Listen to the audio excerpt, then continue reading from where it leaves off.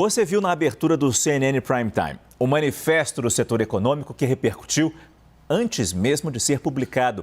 Essa versão pedia a harmonia entre os três poderes, a pacificação do país. A analista de economia da CNN, Priscila Asbeck, teve acesso a uma versão anterior do texto e conversa com a gente agora ao vivo. Priscila, boa noite, é um prazer ter você aqui com a gente. Qual é a diferença entre os dois textos, Priscila? Boa noite, Márcio. O prazer é todo meu. A diferença entre os dois textos é sutil, mas a gente consegue perceber um tom um pouco mais duro na primeira versão do texto. Eu vou ler aqui alguns trechos para vocês, para a gente comparar um pouco essas duas versões.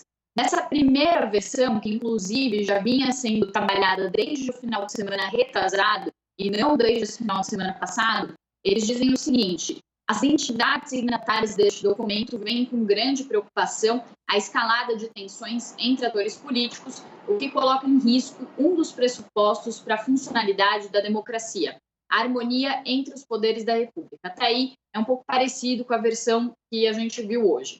Esse cenário, eles continuam mais hostil, aí a gente já vê alguma diferença, tem potencial para gerar graves impactos na nossa economia.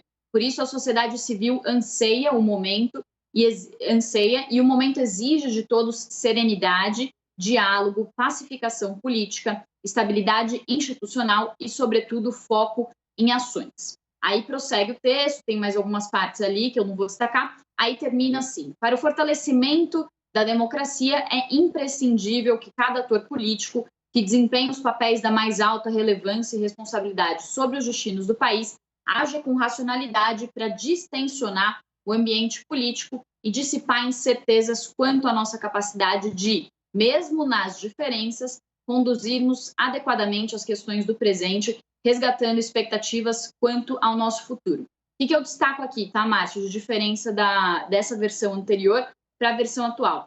Nessa versão atual, a de hoje, eles suprimem essa expressão cenário hostil, então eles dão uma atenuada no tom nesse sentido, e eles focam mais na responsabilidade de cada um dos três poderes. Então, a versão que a gente teve conhecimento hoje, ela mostra, por exemplo, ali num trecho final, ela diz o seguinte: mais do que nunca, o momento exige do legislativo, do executivo e do judiciário aproximação e cooperação. Ela menciona especificamente cada um dos três poderes. Isso não estava presente no outro texto.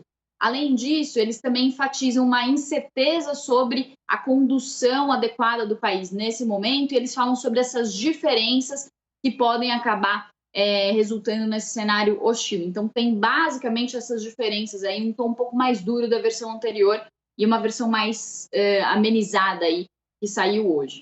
E, afinal de contas, Priscila, partiu da Fiesp a ideia de lançar o manifesto?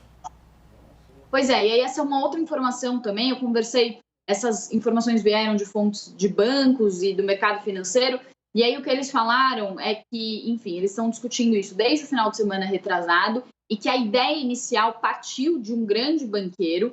Esse grande banqueiro teve o apoio da Febraban.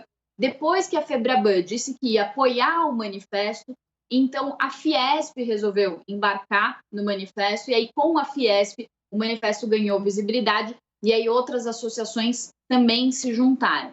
Aí, no meio dessa história, teve uma votação dentro da Febraban para que a Febraban decidisse se apoiaria o manifesto ou não, e dentro dessa votação que aconteceu na Febraban, daí os bancos públicos, a Caixa e o Banco do Brasil, votaram contra o manifesto, inclusive disseram que sairiam da Febraban caso a Febraban assinasse o manifesto. E aí a gente viu as notícias que aconteceram no final de semana e ao longo do dia hoje, com essa ameaça de saída do Banco do Brasil e da Caixa, e agora, então, esse manifesto suspenso, aí a Fiesp dizendo que está esperando a assinatura de outras entidades, por isso está suspenso, por enquanto, a apresentação do manifesto, que aconteceria amanhã.